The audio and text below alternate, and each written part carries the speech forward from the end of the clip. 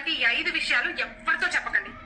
Last 5th one అయితే already మీరు face చేసే ఉంటారు. అందులో నెంబర్ 1, నా దగ్గర అస్సలు డబ్బులు లేవు అనే మాట మీ నోట్లోంచి రాకూడదు. ఎందుకంటే డబ్బులు లేని మనిషికి ఈ సమాజం ఎంత వాల్యూ ఇస్తుందో మీకు కూడా తెలుసు.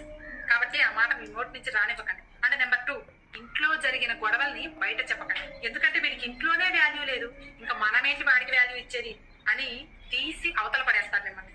కాబట్టి ఇంట్లో జరిగిన గొడవల్ని బయట పొక్కకండి. అండ్ నెంబర్ 3, ప్రతి ఒక్కరికి కూడా మీ బాధల్ని షేర్ చేయకండి. ఎందుకంటే అందరికీ మీ బాధలు అర్థం కావు, పైగా దాన్ని కామెడీగా చేసి అందరికి ప్రచారం చేస్తూ ఉంటారు. అవసరమా? వాళ్ళు తీర్చకపోగా మనం చులకనైపోతాం. అండ్ నెంబర్ 4, లైఫ్ లో మీరు ఎలా ఎదగాలి అనుకుంటున్నారు అన్న విషయాన్ని ఎవరితో చెప్పకండి. ఎందుకంటే ఒకళ్ళు దాన్ని కాపీ చేయొచ్చు, లేదా మీరు ఎదగకుండా ఉండటానికి మీ కాళ్ళను పట్టుకుని కిందకి లాగే అవకాశం కూడా ఉంది. మనం ఎదగకపోయినా పర్వాలేదు, కానీ పక్క వాళ్ళు ఎదగకూడదు అనేటటువంటి సమాజం ఇప్పుడున్న రోజుల్లో ఉంది. కాబట్టి మీరు ఎలా, ఇప్పుడు నేను చెప్పేది